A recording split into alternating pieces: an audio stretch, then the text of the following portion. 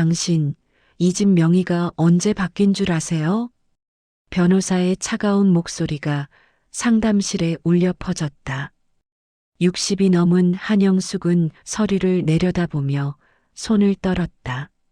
40년을 살았던 그 집, 치매 걸린 시어머니를 밤낮으로 간병하며 지켜온 그 집의 명의가 남편의 애인 이름으로 바뀌어 있었다. 남편 민기철은 이미 젊은 여자와 재혼 준비를 마친 상태였다. 늙은 것이 무슨 재산이 있다고. 그냥 나가. 40년 세월이 한순간에 무너지는 순간이었다. 하지만 영숙은 알고 있었다. 자신에게는 아직 카드가 남아있다는 것을. 40년간 기록해온 간병일지, 그리고 법이 보장하는 정당한 권리가. 1982년 봄 26의 한영숙은 서울 변두리의 낡은 2층 집 대문을 처음 들어섰다. 중매로 만난 민기철과의 결혼식을 올린 지 사흘째 되던 날이었다. 시어머니 박순덕은 마당에서 빨래를 널다가 며느리를 힐끗 쳐다보았다. 책, 요즘 애들은 하나같이 맵시만 부리고 손은 귀한가 봐. 순덕의 첫마디였다. 영숙은 입술을 깨물며 인사를 올렸다. 어머님 잘 부탁드립니다. 부탁은 무슨? 내가 할 일이나 똑바로 해. 시어머니의 목소리는 쇠가 부딪히는 소리처럼 날카로웠다. 영숙은 그날부터 새벽 5시에 일어나 밥을 짓고 시어머니의 식사를 챙기고 빨래와 청소를 했다. 친정은 경기도 시골이었고 부모님은 가난한 농사꾼이었다. 영숙에게 이 결혼은 계층 상승의 기회였다. 남편 기철은 중소기업 격리과장이었고 이 집은 비록 낡았지만 서울 안에 있는 자가였다. 여보, 어머니가 너무 심하신 것 같아. 밤에 기철에게 조심스럽게 말을 꺼냈다. 기철은 신문을 보다가 고개도 돌리지 않고 대답했다. 우리 어머니가 원래 그래. 익숙해져. 하지만 당신이 참아야지 어쩌게. 우리 어머니 성격 고칠 수 있어? 영숙은 더 이상 말하지 못했다. 남편은 늘 어머니 편이었다. 결혼 6개월이 지나자 영숙은 임신 사실을 알았다. 기쁨도 잠시, 시어머니의 잔소리는 더욱 거세졌다. 임신했다고 놀고 먹을 생각은 하지도 마. 요즘 여자들은 배가 좀 부르면 공주병이 도져서 말이야. 입덧으로 고생하는 영숙에게 순덕은 매일같이 집안일을 시켰다. 무거운 빨래통을 들고 옥상을 오르내리고 마당 청소를 하고 김장김치를 담그고. 영숙의 손은 트고 갈라졌다. 1983년 봄 영숙은 딸을 낳았다. 이름은 민지연. 하지만 시어머니의 얼굴은 실망으로 굳어졌다. 책, 처세가 딸이라니. 우리 집안대를 이을 아들은 언제 낳을래? 산후조리도 제대로 못한 영숙은 딸을 업고 다시 집안일을 시작했다. 기철은 회사 일이 바빠진다며 집에 늦게 들어오기 시작했다. 영숙은 혼자 아이를 키우고 시어머니를 모시고 집안일을 했다. 그렇게 2년이 흘렀다. 1985년 영숙은 아들을 낳았다.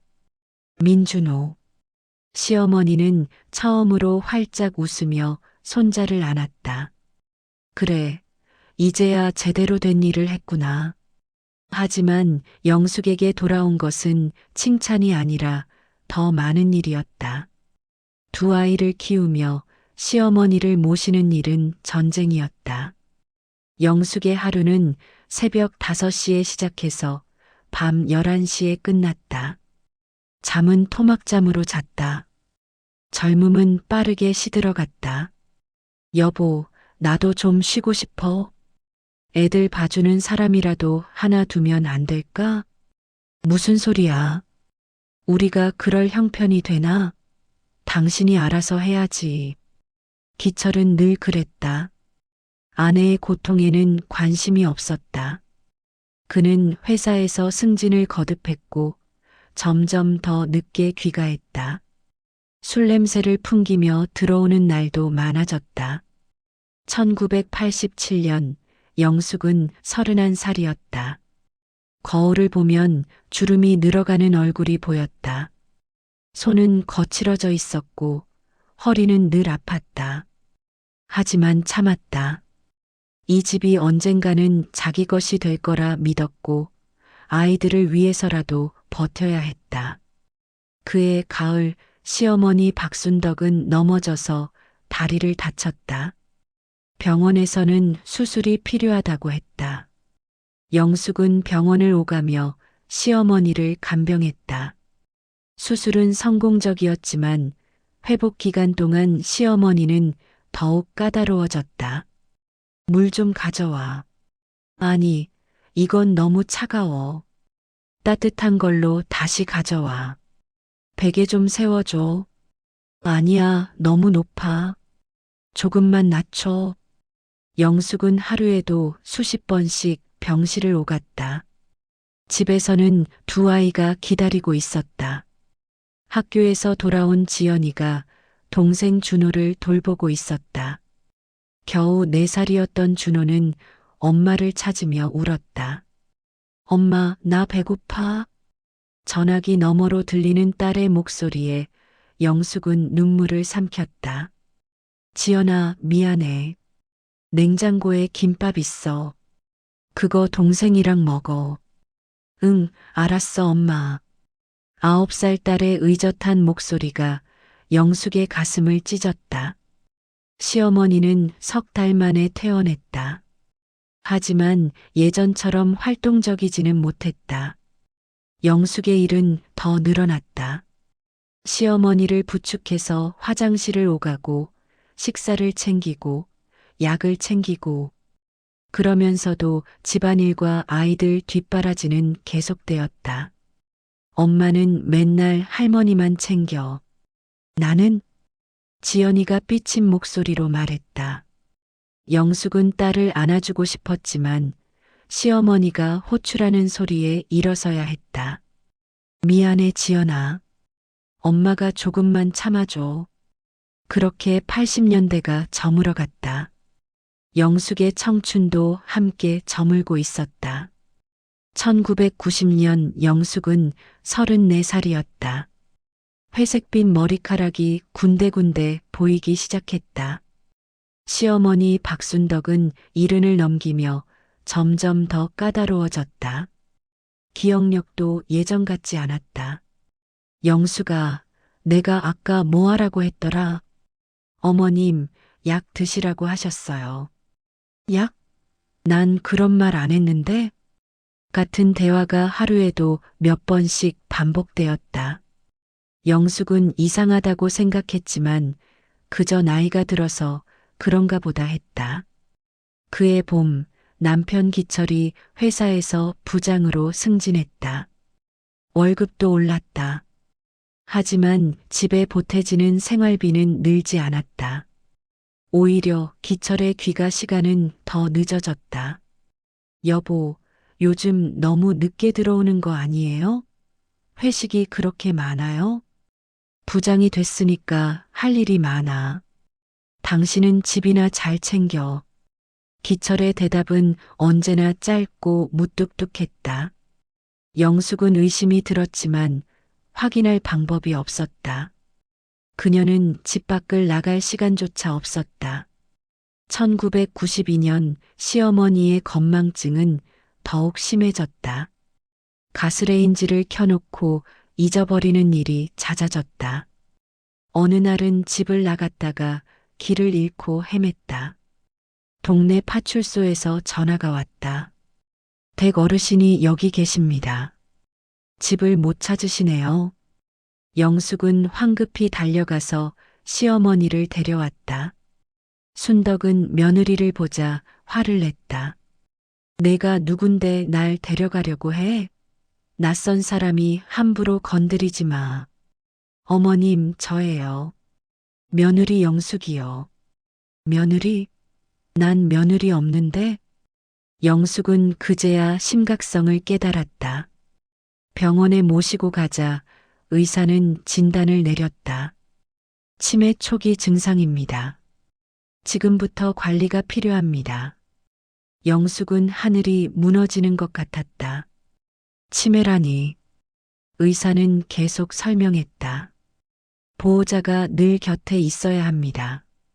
약물 치료와 함께 인지 훈련도 병행해야 하고요. 제가 다 할게요. 영숙의 목소리는 떨렸다. 의사는 안타까운 표정으로 그녀를 바라보았다.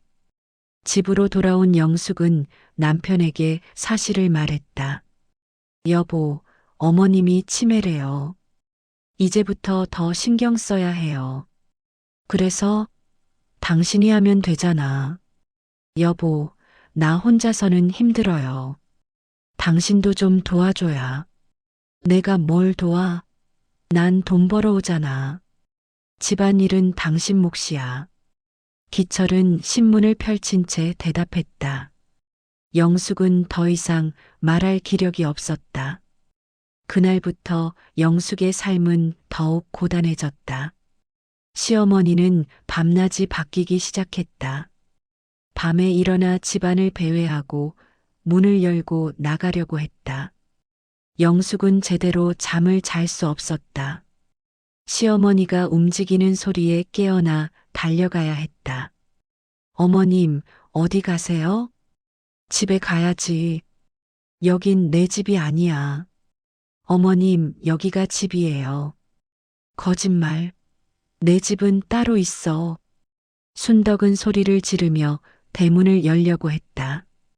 영숙은 시어머니를 붙잡고 달래야 했다. 새벽까지 실랑이를 벌이고 나면 동이 틀 무렵에야 시어머니는 잠들었다.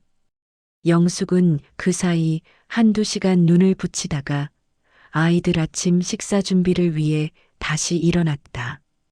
엄마, 괜찮아? 고등학생이 된 지연이가 걱정스러운 눈으로 물었다. 영숙은 억지로 웃으며 대답했다. 응, 괜찮아. 엄마는 괜찮아. 하지만 거울 속 영숙은 괜찮지 않았다. 눈 밑에는 시커먼 다크서클이 자리 잡았고 얼굴은 야위어 있었다. 36의 나이에 이미 40대처럼 보였다. 1994년 영숙은 작은 공책을 한 권 샀다. 그리고 매일 시어머니의 상태를 기록하기 시작했다. 1994년 3월 2일 어머님 새벽 2시에 일어나 배회. 집에 가야 한다며 문 열려고 함. 진정시키는데 1시간 소요. 아침 식사 거부. 점심에는 조금 드심. 저녁에 약 복용. 1994년 3월 3일. 밤새 5번 깸. 화장실 가는 길 잊어버림. 옷 갈아입히기 거부. 오후에 손녀 지연이를 못 알아봄. 매일 밤 시어머니가 잠든 후 영숙은 그날의 일을 꼼꼼히 적었다. 왜 그렇게 했는지 자신도 정확히 알 수 없었다. 그저 이 모든 것을 기록으로 남겨야 할 것 같았다. 남편 기철은 점점 더 집에 관심이 없었다. 주말에도 골프를 간다며 나갔다. 영숙이 힘들다고 하소연하면 짜증스러운 표정을 지었다. 맨날 힘들다, 힘들다 하네. 다른 집 며느리들은 다들 잘만 하던데? 여보, 나도 사람이에요. 나도 좀 쉬고 싶어요. 그럼 어쩌라고? 우리 어머니 요양원에 보내자고? 그건 절대 안 돼. 기철은 단호했다. 세상 사람들이 뭐라고 할까봐 두려웠던 것이다. 영숙은 그렇게 또 참았다. 1995년 시어머니의 상태는 더욱 악화되었다. 이제는 화장실도 혼자 가지 못했다. 영숙은 기저귀를 채우고 씻기고 먹이고 재워야 했다. 마치 아기를 돌보는 것과 같았다. 아니, 아기보다 더 힘들었다. 덩치 큰 노인을 부축하고 씻기는 일은 엄청난 체력을 요구했다. 으윽, 시어머니를 욕조에서 들어 올리다가 영숙의 허리에서 소리가 났다. 순간 눈앞이 하얘졌다. 허리 디스크였다. 병원에서는 수술을 권했지만 영숙은 거부했다. 수술하면 누가 어머님을 돌봐요? 보호자분, 당신 건강도 중요합니다. 전 괜찮아요. 영숙은 진통제와 팥으로 버텼다. 허리는 늘 욱신거렸지만 멈출 수 없었다. 그 무렵 영숙은 남편의 행동에서 이상한 점들을 발견하기 시작했다. 주말마다 나가는 것, 늦은 귀가, 그리고 향수 냄새. 기철은 평소 향수를 쓰지 않는 사람이었다. 여보, 이게 무슨 냄새예요? 응? 아, 회사에서 여직원이 향수를 뿌렸나 봐. 기철의 대답은 너무 빨랐다. 영숙은 의심했지만 확인할 방법이 없었다. 그리고 확인할 시간도 없었다. 시어머니가 또 부르고 있었다. 영숙아, 영숙아. 네, 어머님. 가고 있어요. 영숙은 의심을 뒤로 한 채 시어머니에게 달려갔다. 그렇게 90년대 중반이 지나갔다.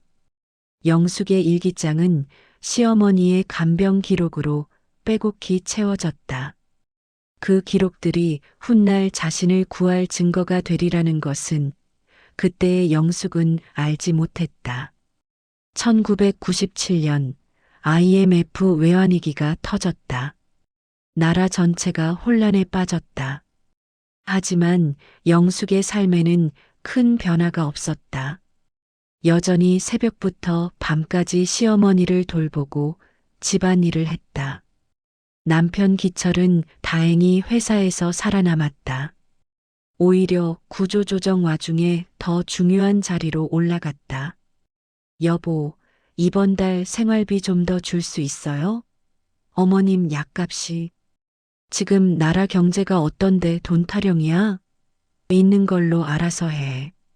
기철은 예전보다 더 날카로워졌다. 집에 오면 TV만 보다가 잠들었다. 시어머니가 소리를 질러도 아내가 힘들어해도 모른 척했다. 그해 겨울, 영숙은 이상한 전화를 받았다. 밤 11시쯤이었다. 여보세요. 거기 민기철 부장님 댁 맞나요? 젊은 여자의 목소리였다. 영숙의 가슴이 철렁했다. 네, 그런데 누구세요? 아, 저는 회사 후배인데요. 부장님 핸드폰이 안 되셔서요. 지금 안 계신데요. 아, 그럼 나중에 다시 연락드릴게요. 전화는 끊어졌다. 영숙은 전화기를 내려다보았다. 밤 11시에 회사 후배가 전화를 한다는 게 자연스러울까? 의심은 싹을 틔우기 시작했다. 1998년 시어머니 박순덕은 76이 되었다. 치매는 중기로 접어들었다. 이제는 영숙의 얼굴도 제대로 알아보지 못했다. 너 누구야? 왜 남의 집에 들어와? 어머님, 저예요. 며느리 영숙이에요. 며느리? 우리 며느리는 젊고 예쁜 애인데 넌 누구야? 순덕은 40대 며느리의 모습을 기억하고 있었다. 영숙은 42살이 되어 있었다. 거울을 보면 백발이 섞인 머리, 주름진 얼굴, 굽은 허리의 여자가 보였다. 한때 순덕이 기억하는 그 젊은 며느리의 모습은 온데간데 없었다. 어머님, 제가 늙었어요. 세월이 많이 흘렀잖아요. 거짓말. 우리 며느리가 이렇게 늙을 리 없어. 영숙은 대답하지 않았다. 눈물이 날 것 같았다. 그해 봄 영숙은 남편의 옷에서 립스틱 자국을 발견했다. 와이셔츠 깃에 선명한 분홍빛 자국이 묻어 있었다. 손이 떨렸다. 여보, 이게 뭐예요? 세탁하기 전 영숙이 와이셔츠를 들고 물었다. 기철은 당황한 기색도 없이 대답했다. 아, 그거 회식 때 여직원이 넘어지는 걸 붙잡았거든. 그래서 립스틱이 옷에 묻어요? 그럴 수도 있지. 뭐 그리 따지고 들어. 기철의 목소리에는 짜증이 섞여 있었다. 영숙은 더 이상 묻지 못했다. 하지만 마음속 의심은 확신으로 바뀌어 갔다. 1999년 영숙은 남편을 미행하기로 결심했다. 토요일 오후 기철이 골프 간다며 나섰다.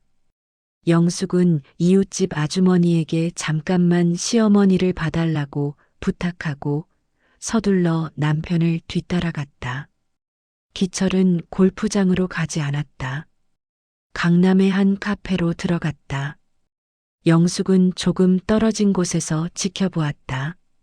30분쯤 지났을까 젊은 여자가 카페로 들어갔다. 20대 후반쯤 되어 보이는 날씬하고 화려한 여자였다. 기철은 그 여자를 보자 환하게 웃으며 일어났다. 손을 잡고 다정하게 이야기를 나누었다. 영숙은 그 장면을 보며 주저앉을 것 같았다. 카페 유리창 너머로 보이는 남편의 모습은 집에서 보던 무뚝뚝하고 차가운 사람이 아니었다. 마치 젊은 연인처럼 행복해 보였다. 영숙은 비틀거리며 집으로 돌아왔다. 이웃집 아주머니가 걱정스러운 표정으로 물었다. 영숙 씨, 얼굴이 왜 그래요? 어디 아파요? 아니에요, 괜찮아요. 감사합니다. 영숙은 억지로 웃으며 집 안으로 들어갔다. 시어머니는 침대에 누워 있었다. 영숙은 그 옆에 털썩 주저앉았다. 눈물이 쏟아졌다. 40년을 이렇게 살았는데. 하지만 울 시간도 길지 않았다. 시어머니가 기저귀를 갈아야 할 시간이었다. 영숙은 눈물을 닦고 일어났다. 삶은 계속되어야 했다. 2000년, 새 천년이 밝았다. 하지만 영숙의 삶에는 희망이 보이지 않았다. 남편의 외도는 더 노골적이 되었다. 주말마다 나가고 명절에도 늦게 들어왔다. 영숙이 따져 물으면 화를 냈다. 당신 때문에 내가 얼마나 고생하는지 알아? 맨날 어머니 돌보느라 집안은 엉망이고 당신은 늙어 빠지고 내가 밖에서 좀 쉬면 안 돼? 여보, 나도 사람이에요. 나도 힘들어요. 힘들면 관두든가. 누가 하라고 했어? 기철의 말에 영숙은 말문이 막혔다. 관두면? 그럼 이 집은? 40년을 바친 이 세월은?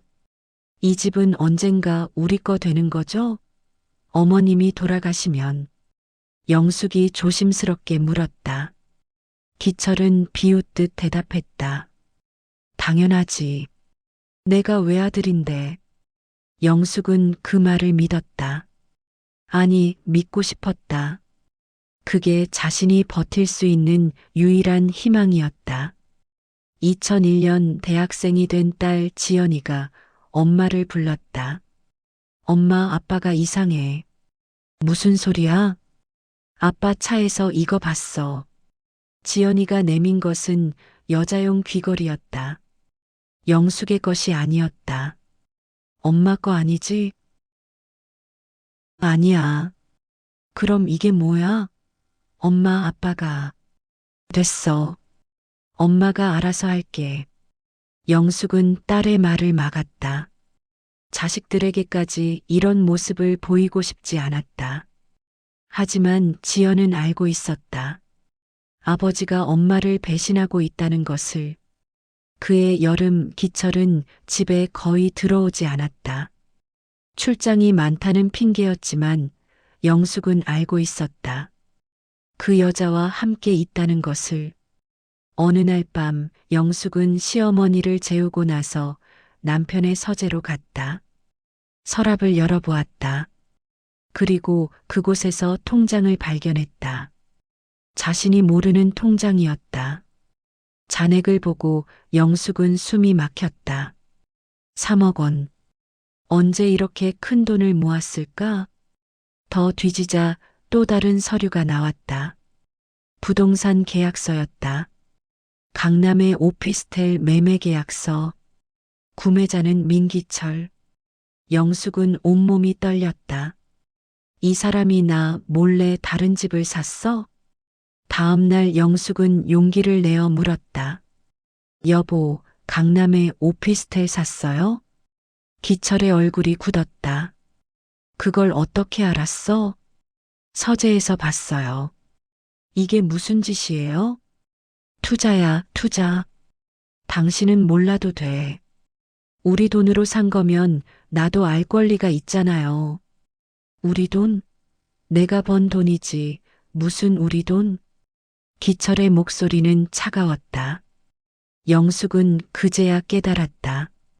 이 남자는 자신을 동반자로 생각한 적이 없었다. 그저 어머니를 돌보고 집안일을 하는 가정부쯤으로 여겼던 것이다. 40년을. 내가 40년을 여기서 뭐 한 거예요? 영숙의 목소리가 떨렸다. 기철은 대답하지 않고 집을 나가버렸다. 영숙은 그 자리에 주저앉아 울었다. 하지만 눈물을 닦고 일어나야 했다. 시어머니가 또 부르고 있었다.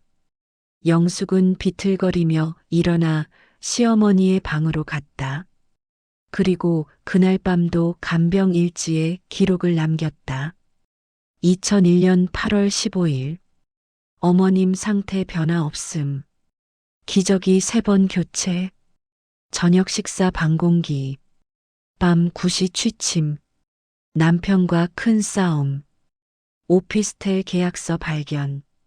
마음이 너무 아프다. 하지만 버텨야 한다. 영숙은 그렇게 또 하루를 버텼다. 내일도 모레도 버텨야 했다. 2003년 한영숙은 47이 되었다. 거울 속 여자는 60대처럼 보였다. 머리는 반 이상이 희끗희끗했고 허리는 구부정했다. 손은 관절염으로 휘어 있었다. 시어머니 박순덕은 81살. 치매는 말기로 접어들었다. 이제는 누워만 있었고 말도 거의 하지 못했다. 영숙의 하루는 더욱 고단했다. 시어머니를 뒤척여 욕창을 예방하고 기저귀를 갈고 유동식을 먹이고 가래를 제거하고 밤에는 기저귀 가는 시간을 맞추기 위해 2~3시간마다 깨어나야 했다. 엄마, 요양원 보내는 게 어때? 이제 대학을 졸업하고 직장에 다니는 딸 지연이 조심스럽게 말했다. 안 돼. 내 아버지가 절대 안 된대. 왜요? 엄마가 이렇게 힘든데. 체면 때문이래. 친척들이 뭐라고 할까봐. 그게 무슨. 엄마 건강이 더 중요하잖아요. 지연의 목소리에는 분노가 섞여 있었다. 하지만 영숙은 고개를 저었다. 괜찮아. 엄마는 괜찮아. 괜찮을 리 없었다. 영숙의 무릎은 퇴행성 관절염으로 계단을 오르기도 힘들었다. 허리는 디스크가 심해져 조금만 무리해도 다리가 저렸다. 혈압도 높아져 약을 먹기 시작했다. 하지만 병원 갈 시간도 없었다. 남편 기철은 이제 집에 거의 오지 않았다. 일주일에 1~2번, 그것도 잠만 자러 왔다. 영숙과는 말도 섞지 않았다. 영숙 역시 남편과 대화할 기력이 없었다. 2004년 가을, 영숙은 이상한 전화를 받았다. 여보세요. 혹시 민기철 씨 부인 되시나요? 남자의 목소리였다. 공손했지만 어딘가 차가웠다. 네, 그런데요. 저는 법무법인 정도 변호사 김정호라고 합니다. 한번 뵙고 싶은데요. 무슨 일로요? 전화로 말씀드리기는 직접 뵙는 게 좋을 것 같습니다. 영숙의 가슴이 철렁했다. 변호사라니 무슨 일일까? 하지만 시어머니 때문에 집을 비울 수 없었다. 제가 집을 나갈 수가 없어서요. 혹시 댁으로 와주실 수 있나요? 네, 그러시죠. 내일 오후 3시에 방문하겠습니다. 다음 날 변호사 김정호가 집에 왔다. 40대 중반쯤 되어 보이는 단정한 정장 차림의 남자였다. 어떻게 오셨어요? 영숙이 떨리는 목소리로 물었다. 변호사는 서류 가방에서 봉투 하나를 꺼냈다. 이혼 소송 서류입니다. 민기철 씨가 이혼 소송을 제기하셨습니다. 영숙은 그 자리에서 쓰러질 뻔했다. 손이 떨려 서류를 제대로 잡을 수도 없었다. 이혼이요? 네. 성격 차이를 이유로 소송을 제기하셨습니다. 영숙은 서류를 펼쳐보았다. 글자가 제대로 보이지 않았다. 눈물이 서류를 적셨다. 그리고 이건 변호사는 또 다른 서류를 꺼냈다. 재산분할 관련 서류입니다. 민기철 씨 측에서는 부인께 재산의 20%를 드리겠다고 하십니다. 20%요? 네.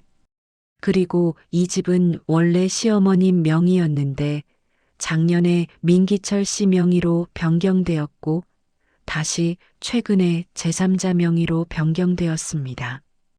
제3자요? 영숙의 목소리가 떨렸다. 변호사는 서류를 보여주었다. 네. 이정아 씨라는 분입니다. 그 여자였다. 남편의 애인. 영숙은 숨이 막혔다. 이게 말이 되나요? 제가 40년을 이 집에서 살았는데 법적으로는 가능합니다. 부인께서 동의하지 않으셨다면 문제가 되겠지만 전 동의한 적 없어요. 그럼 서류에 사인을 안 하셨나요? 영숙은 기억을 더듬었다. 작년인가 재작년인가 남편이 서류에 사인하라고 했었다. 세금 관련 서류라고 했었다. 저한테 세금 서류라고 속으신 겁니다. 변호사의 말에 영숙은 주저앉았다. 40년을 바친 이 집이 남편의 애인 명의가 되었다니. 어떻게 하면 되나요? 소송을 준비하셔야 합니다. 재산분할 청구와 위자료 청구를 하실 수 있습니다. 돈이 있어야 할 텐데. 일단 법률구조공단에 신청해 보십시오. 무료 법률 지원을 받으실 수 있습니다. 변호사는 명함을 두고 갔다. 영숙은 멍하니 앉아 있었다. 시어머니를 돌보는 소리가 들렸다. 신음소리. 영숙은 비틀거리며 일어나 시어머니의 방으로 갔다. 어머님, 괜찮으세요? 순덕은 눈도 뜨지 못했다. 그저 숨만 쉬고 있었다. 영숙은 시어머니의 손을 잡았다. 어머님, 이제 어떡하죠?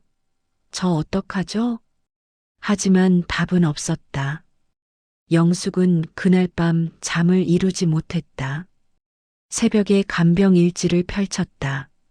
40년 가까이 써온 일지였다.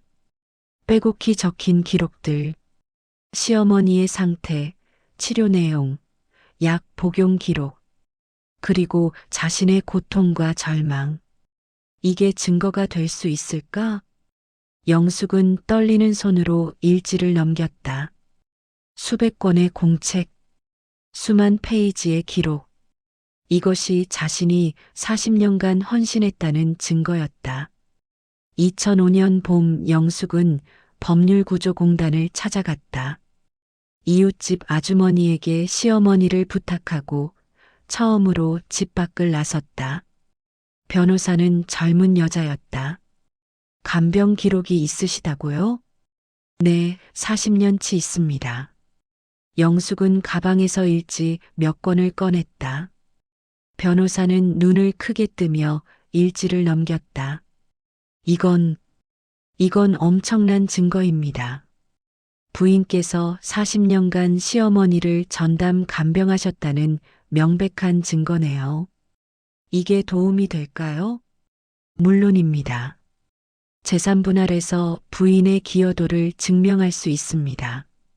그리고 위자료 청구에도 유리합니다. 처음으로 희망이 보였다. 영숙의 눈에 눈물이 맺혔다. 제가 이길 수 있을까요? 싸워볼 만합니다. 포기하지 마세요. 영숙은 고개를 끄덕였다. 그날부터 소송 준비가 시작되었다. 하지만 쉽지 않았다. 남편 측 변호사는 공격적이었다.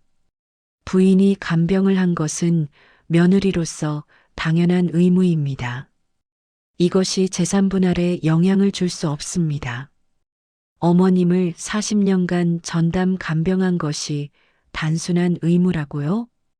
영숙의 변호사가 반박했다. 법적으로는 그렇습니다. 며느리의 시부모 봉양은 도덕적 의무이지 법적 대가를 요구할 수 있는 노동이 아닙니다. 영숙은 절망했다. 40년이 아무것도 아니란 말인가? 하지만 부인께서는 자신의 경력과 건강을 모두 희생하셨습니다.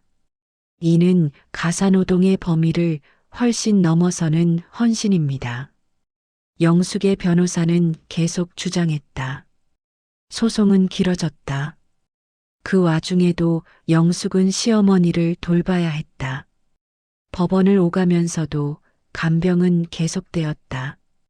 2006년 시어머니 박순덕의 상태가 급격히 악화되었다. 이제는 음식도 거의 넘기지 못했다. 의사는 말했다.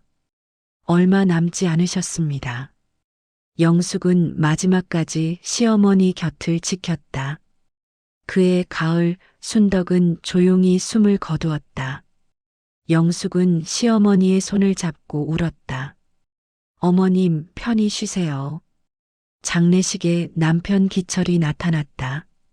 하지만 영숙과는 말 한마디 나누지 않았다. 그 옆에는 젊은 여자가 서 있었다. 이정아. 영숙은 그 여자를 똑바로 쳐다보았다. 내가 40년 바친 걸 내가 가져가려고? 영숙의 눈빛은 더 이상 슬프지 않았다. 분노와 결의로 불타고 있었다. 시어머니의 장례를 치르고 일주일 후 남편 기철이 집에 나타났다. 영숙은 거실에서 시어머니의 유품을 정리하고 있었다. 짐 싸. 기철의 첫마디였다. 영숙은 천천히 고개를 들었다. 뭐라고요? 이 집 나가라고. 이미 명의는 정아 이름이야. 넌 여기 있을 자격이 없어. 40년을 살았는데요. 그게 뭐, 내 어머니 돌본 대가로 살게 해준 거잖아. 이제 어머니도 안 계시는데 뭐하러 있어? 영숙은 웃음이 나왔다. 쓰디쓴 웃음이었다. 대가라고요? 제 인생 40년이 그냥 대가예요? 됐고, 다음 주까지 나가. 안 나가면 강제로라도 내보낼 거야. 기철은 그렇게 말하고 나가버렸다. 영숙은 그 자리에 주저앉아 한참을 울었다. 하지만 이내 눈물을 닦고 일어났다. 울고 있을 시간이 없었다. 다음 날 영숙은 변호사를 찾아갔다. 집에서 쫓겨날 위기입니다. 걱정 마세요.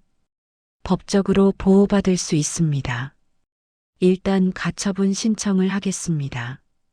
변호사는 즉시 움직였다.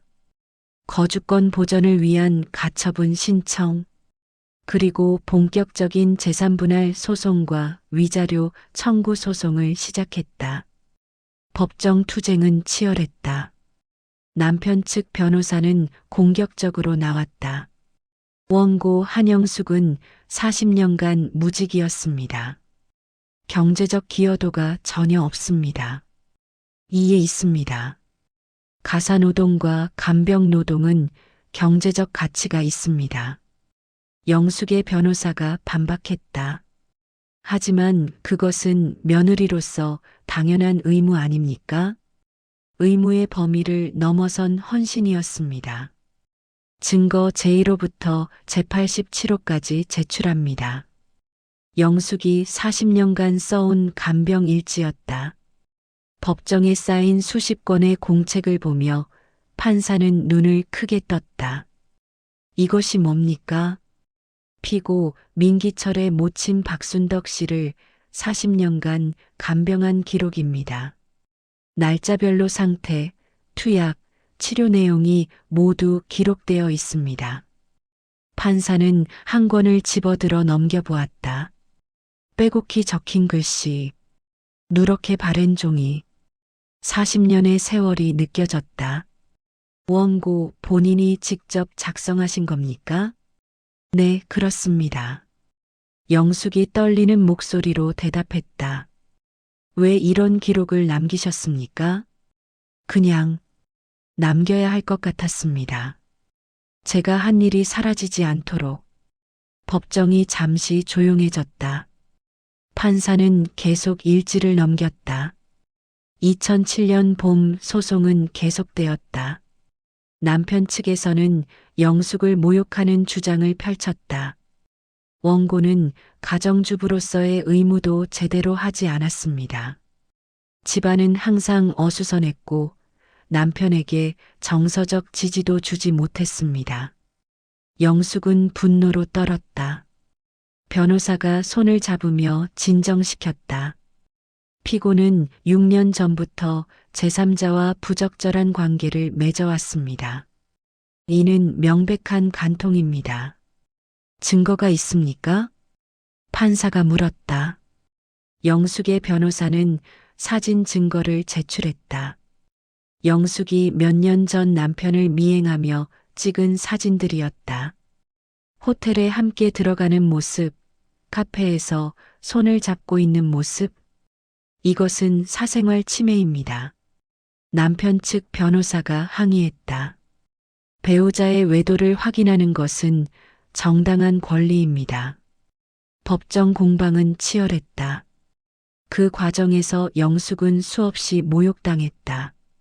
원고는 외모 관리도 하지 않고 늙어빠진 모습으로 남편을 대했습니다. 제가 왜 늙었는지 아세요? 영숙이 처음으로 법정에서 소리쳤다. 40년간 시어머니를 돌보느라 제 건강은 돌보지 못했습니다. 허리는 디스크로 휘었고 무릎은 관절염으로 아프고 손은 관절이 변형되었습니다. 이 모든 게 누구 때문입니까? 영숙의 목소리는 떨렸지만 강했다. 법정은 다시 조용해졌다. 원고께서 건강진단서를 제출하셨습니까? 판사가 물었다. 네, 증거로 제출하겠습니다. 영숙의 의료 기록이 제출되었다. 허리 디스크, 퇴행성 관절염, 고혈압, 우울증, 50이 채 안 된 나이에 60대 노인의 병력이었다. 2007년 여름 영숙의 자녀들이 법정에 증인으로 섰다. 어머니가 어떻게 사셨는지 증언해 주시겠습니까? 변호사가 딸 지연에게 물었다. 어머니는 제가 기억하는 한 단 하루도 쉬신 적이 없습니다. 새벽부터 밤까지 할머니를 돌보셨어요. 저희 남매는 어머니와 제대로 대화할 시간도 없었어요. 지연의 목소리가 떨렸다. 명절이나 생일 같은 날도요? 네. 할머니 치매가 심해지면서부터는 명절에도 외출하지 못하셨어요. 제 생일에도 할머니 간병하느라 케이크도 못 사주셨어요. 법정에 있던 사람들이 술렁였다. 판사는 기록을 적으며 물었다. 아버지는 어땠습니까? 아버지는 집에 거의 안 계셨어요. 주말에도 나가셨고 어머니가 힘들다고 하면 짜증만 내셨어요.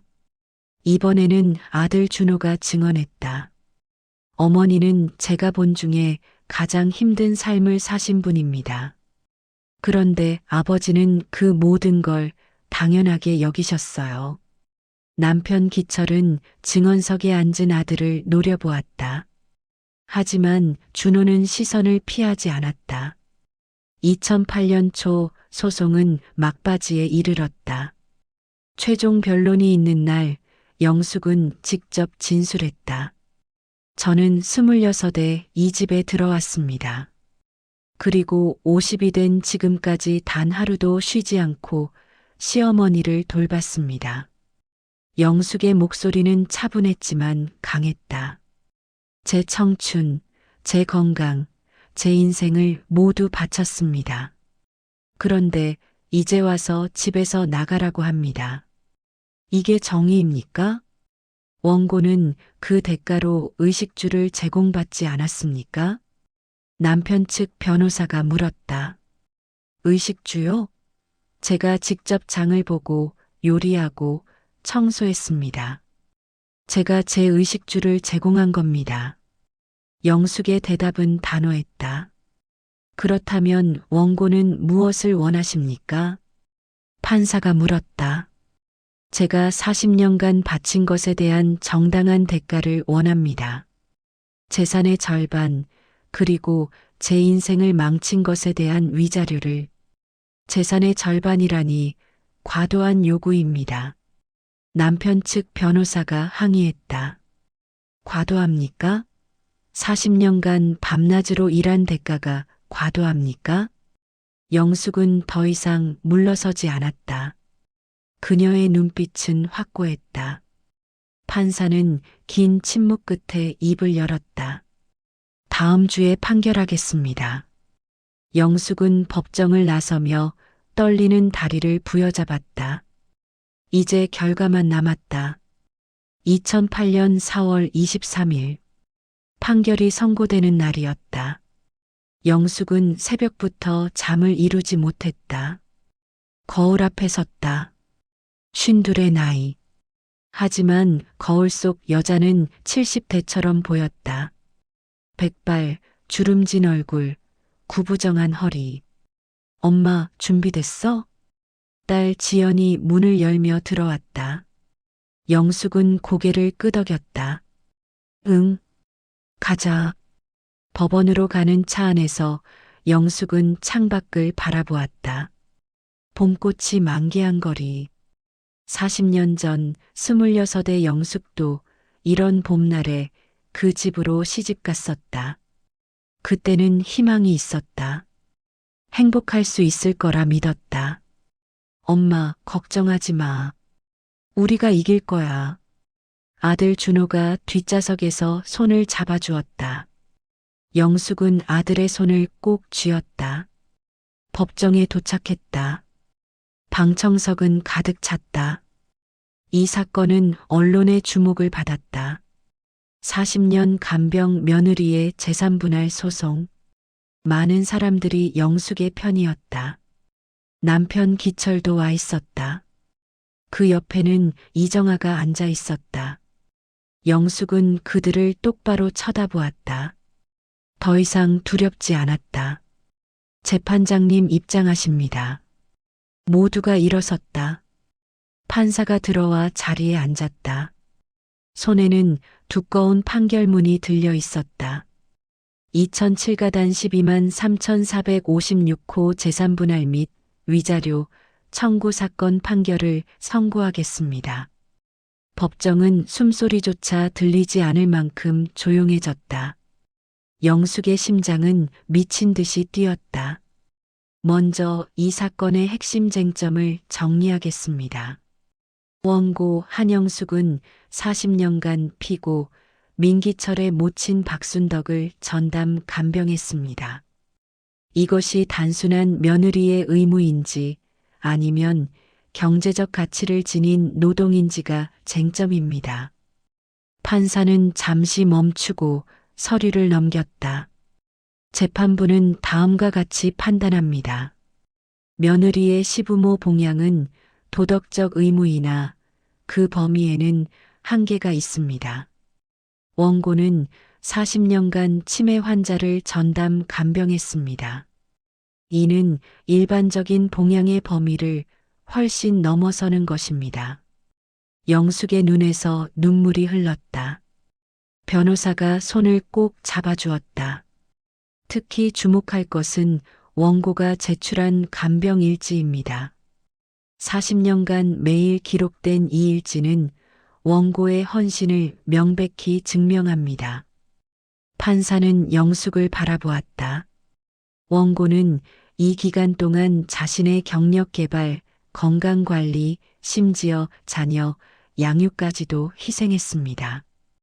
의료 기록에 따르면 원고는 50이 채 안 된 나이에 중증 디스크, 관절염, 고혈압 등으로 고통받고 있습니다.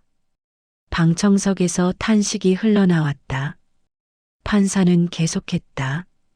이러한 희생의 경제적 가치를 계산하면 40년간 간병인을 고용했을 경우의 비용은 최소 3억 원에 달합니다. 여기에 가사노동의 가치를 합산하면 더욱 증가합니다.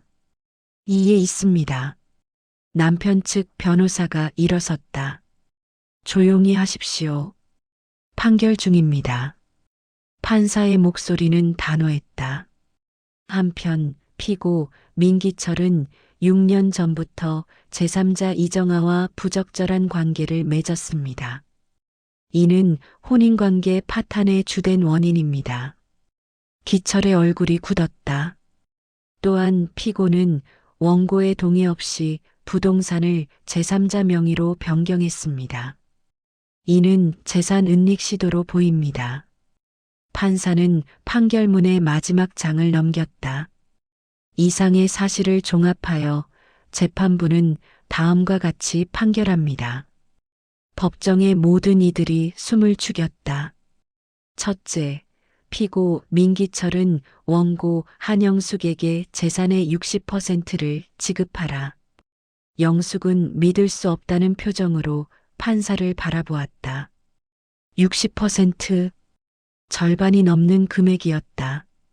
둘째, 피고는 원고에게 위자료 3천만 원을 지급하라.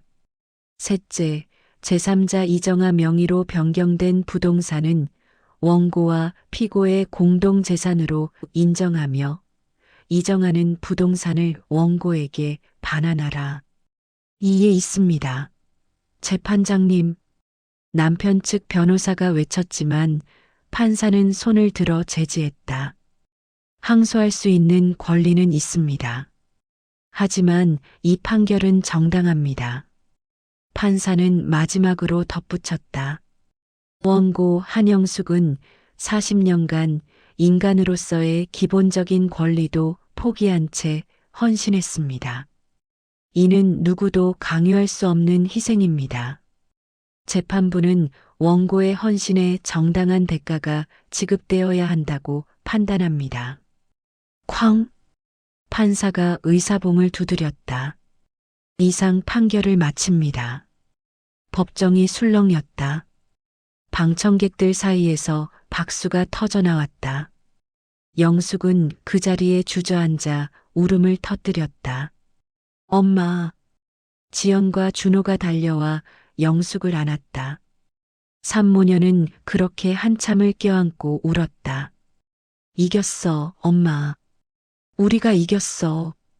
영숙은 눈물을 닦으며 고개를 들었다. 남편 기철은 창백한 얼굴로 서 있었다. 이정아는 충격받은 표정이었다. 그들의 변호사는 뭐라고 따지고 있었지만 영숙의 귀에는 들리지 않았다. 변호사가 다가와 손을 내밀었다. 축하드립니다. 정의가 승리했습니다. 감사합니다. 정말 감사합니다. 영숙은 떨리는 손으로 변호사의 손을 잡았다. 법정을 나서자 기자들이 몰려들었다. 한영숙 씨, 소감 한 말씀 해주시죠. 지금 기분이 어떠십니까? 영숙은 카메라 앞에 섰다. 떨렸지만 말해야 했다. 저는 40년간 제 인생을 바쳤습니다. 그 세월이 헛되지 않았다는 것을 오늘 증명받았습니다. 목소리가 떨렸지만 계속했다.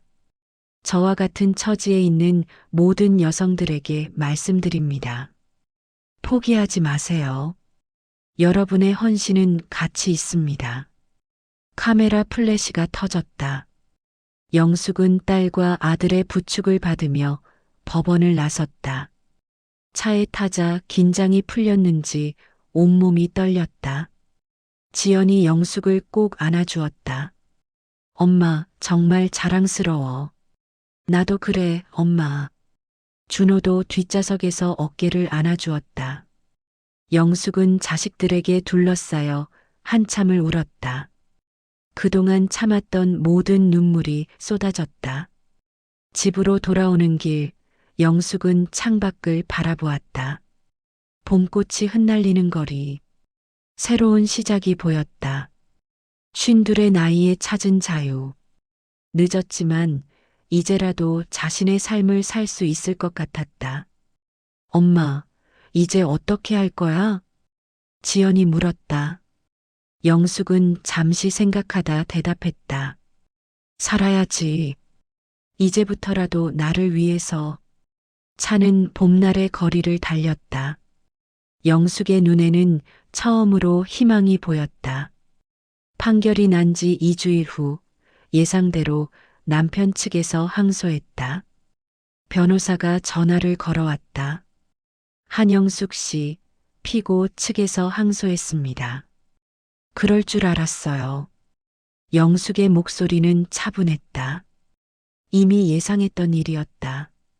하지만 걱정하지 마세요. 1심 판결이 매우 타당하기 때문에 뒤집히기 어려울 겁니다. 항소심이 진행되는 동안 영숙의 사연은 언론을 통해 알려졌다. TV 뉴스, 신문, 인터넷. 많은 사람들이 영숙을 응원했다. 40년 헌신한 며느리, 정당한 권리 찾아야. 간병 노동의 가치를 인정한 획기적 판결. 기사 제목들이었다. 영숙은 처음으로 자신의 삶이 가치 있다는 것을 대중에게 인정받는 기분이었다. 하지만 남편 측의 공격도 거세졌다. 이정아가 인터뷰를 했다. 한영숙 씨는 가정을 제대로 돌보지 않았어요. 기철 씨가 얼마나 외로웠는지 아세요?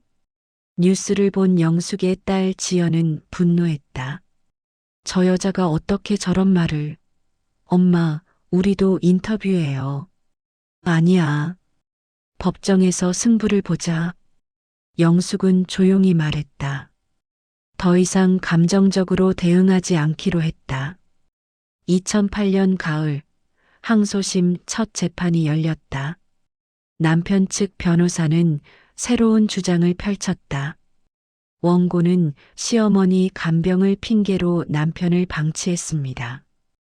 이것이 혼인관계 파탄의 주된 원인입니다. 이에 있습니다.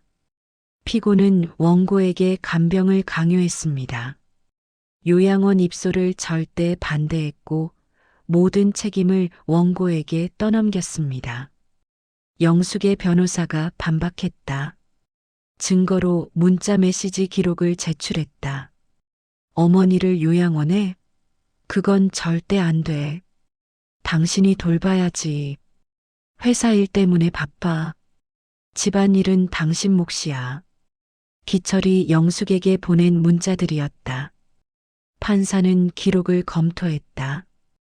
피고는 원고에게 간병을 강요하지 않았다고 주장하는데 이 문자들은 뭡니까? 그것은 부부간의 일상적인 대화였습니다. 남편 측 변호사가 변명했지만 설득력이 없었다. 항소심은 몇 달간 이어졌다. 그동안 영숙은 언론 인터뷰를 조금씩 받기 시작했다. 왜 40년간 그렇게 사셨어요? 한 기자가 물었다. 영숙은 잠시 생각하다 대답했다. 처음엔 의무라고 생각했어요. 며느리니까 당연히 해야 한다고.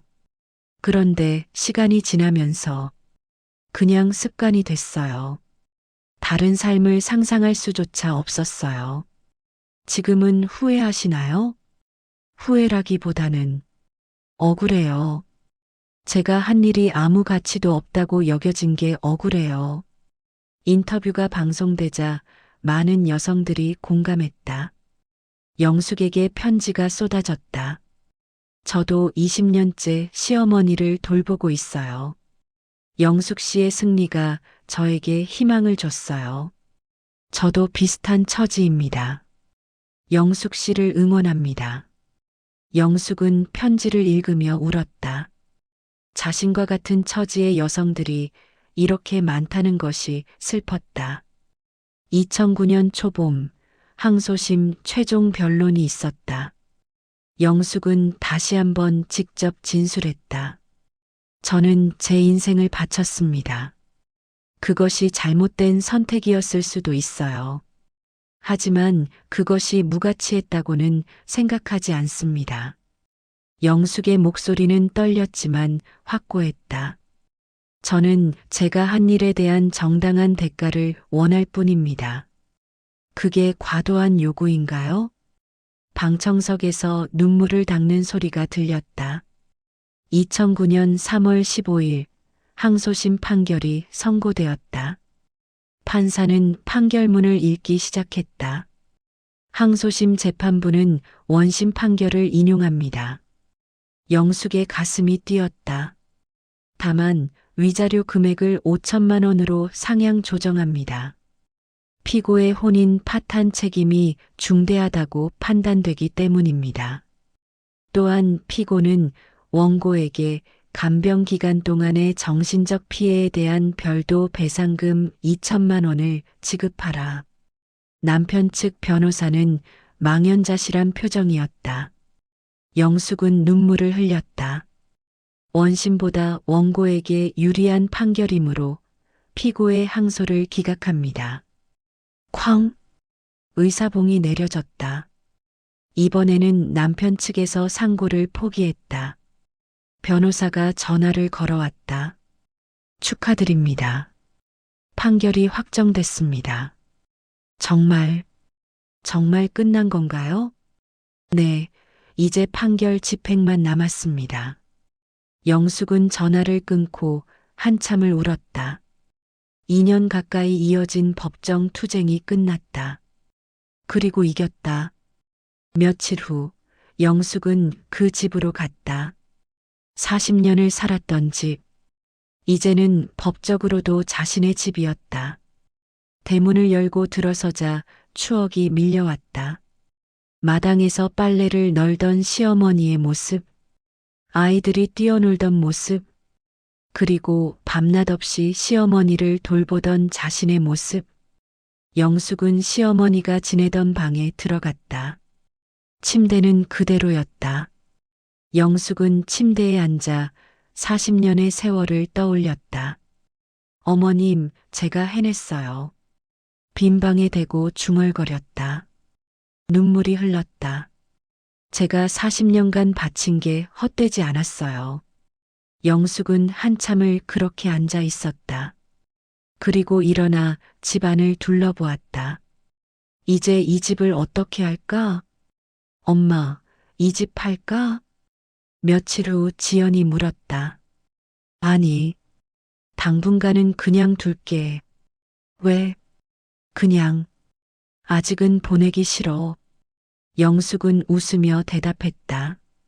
40년의 세월이 담긴 집이었다. 비록 고통의 시간이었지만 그것도 자신의 인생이었다. 며칠 후 영숙은 재산분할금과 위자료를 받았다. 통장에 찍힌 금액을 보며 눈물이 났다. 이 돈은 40년의 대가였다. 엄마, 이제 뭐 하고 싶어? 아들 준호가 물었다. 여행? 아니면 맛있는 거 먹으러 갈까? 영숙은 잠시 생각했다. 그냥 좀 쉬고 싶어. 아무것도 안 하고. 그래, 엄마. 푹 쉬어. 지연이 어깨를 안아주었다. 영숙은 자식들에게 둘러싸여 처음으로 평화를 느꼈다. 2009년 여름 영숙은 작은 아파트를 하나 샀다. 강북의 조용한 동네, 햇살이 잘 드는 2층 집이었다. 40년 만에 자신만의 공간을 가진 것이다. 이사 첫날, 영숙은 텅 빈 거실에 앉아 있었다. 아무것도 없는 공간. 하지만 이상하게 마음이 편했다. 누구도 부르지 않았다. 아무 일도 하지 않아도 됐다. 엄마 가구같이 사러 가요. 지연이 말했다. 영숙은 고개를 끄덕였다. 그래, 가자. 가구점에서 영숙은 처음으로 자신의 취향대로 물건을 골랐다. 부드러운 소파, 밝은 색의 커튼, 작은 화분들. 40년간 남의 취향에 맞춰 살다가 처음으로 자신이 좋아하는 것을 선택했다. 엄마 취향이 이런 거였어? 준호가 놀라며 물었다. 나도 처음 알았어. 영숙은 웃으며 대답했다. 정말 그랬다. 자신이 무엇을 좋아하는지조차 몰랐다.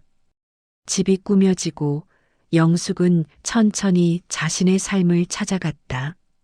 아침에 일어나면 커피를 내려 마셨다. 시어머니 간병할 때는 커피 마실 시간조차 없었다. 이제는 창가에 앉아 여유롭게 커피를 즐겼다. 영숙 씨, 같이 산책하실래요? 아파트 같은 동에 사는 아주머니가 물었다. 영숙은 처음엔 망설였다. 40년간 친구 한 명 없이 살았다. 사람을 사귀는 게 낯설었다. 네, 좋아요. 하지만 용기를 냈다. 두 사람은 매일 아침 아파트 주변을 산책했다. 처음엔 어색했지만 점점 대화가 늘어났다. 영숙 씨는 뭐 하시다가 여기 오셨어요? 저는 40년간 시어머니를 돌봤어요. 아이고, 그럼 정말 고생하셨겠네요. 아주머니는 진심으로 공감해줬다. 영숙은 처음으로 자신의 이야기를 편하게 나눌 수 있었다. 그해 가을, 영숙은 작은 변화를 시도했다. 머리를 잘랐다. 40년간 길게 묶고 다녔던 머리를 짧게 자르고 염색도 했다. 엄마, 완전 달라 보여. 지연이 놀라며 말했다. 거울 속 영숙은 낯설었지만 나쁘지 않았다. 오히려 생기 있어 보였다. 이제 좀 살 것 같아? 미용사가 물었다. 영숙은 웃으며 고개를 끄덕였다. 네, 이제 좀 살 것 같아요. 2010년 영숙은 54이 되었다. 하지만 마음만은 젊어지는 것 같았다. 딸의 권유로 요가를 시작했다. 처음엔 몸이 굳어서 제대로 따라하지 못했다. 허리도 아프고 무릎도 아팠다. 천천히 하세요. 급하게 하지 마시고. 요가 선생님이 조언했다. 영숙은 천천히 자신의 속도대로 움직였다. 몇 달이 지나자 몸이 조금씩 유연해졌다. 허리 통증도 줄어들었다. 엄마, 얼굴이 밝아졌어. 준호가 말했다. 정말 그랬다. 거울을 보면 예전보다 환해진 얼굴이 보였다. 그해 봄 영숙은 처음으로 혼자 여행을 갔다. 제주도로. 40년 만에 첫 여행이었다. 엄마, 괜찮겠어요? 혼자서? 지연이 걱정했다. 괜찮아. 엄마도 이제 혼자 할 수 있어. 제주도에서 영숙은 바다를 보았다. 푸른 바다, 하얀 파도, 바람이 머리카락을 날렸다. 영숙은 오랜만에 크게 숨을 들이쉬었다. 이게 자유구나. 혼잣말로 중얼거렸다. 40년 만에 느끼는 자유였다. 2011년 영숙은 봉사활동을 시작했다. 요양원에서 치매 환자들을 돕는 일이었다. 처음엔 모두가 의아해했다. 영숙 씨, 40년이나 간병하셨는데 또 하시게요? 이번엔 제 의지로 하는 거예요. 그게 다르더라고요. 영숙은 웃으며 대답했다. 정말 그랬다. 강요받아서 하는 것과 스스로 선택해서 하는 것은 완전히 달랐다. 요양원에서 영숙은 많은 노인들을 만났다.